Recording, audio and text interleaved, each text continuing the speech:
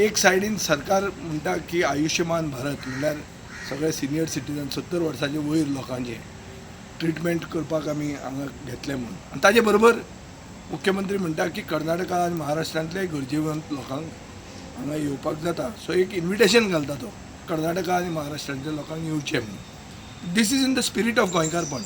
गोंयकारपण म्हळ्यार कितें की एक जाणटो मनीस खंयचोय आसूं ताका पयलीं गरजेक आमी पावोवप हें स्पिरिटान तें आसा. पूण मुख्यमंत्र्यान विसरूंक जायना की ताजी प्रायमरी आनी फंडमेंटल ड्युटी म्हणटा ती गोंयकाराचे इंट्रस्ट राखपाची.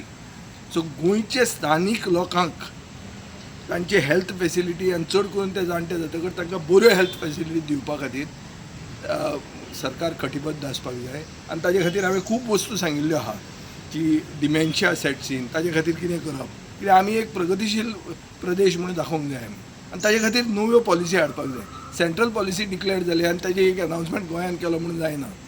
आमी नव्यो पॉलिसीज करपाक जाय कित्याक एक ल्हान प्रदेश हें एक सगळ्यांनी एक बरें आनी एक मॉडल स्टेट जावंक शकता. पूण हाजे खातीर विजन जाय जें विजन गोंयच्या सरकारान दिश्टी पडना. हेंच आमचें दुर्दैव.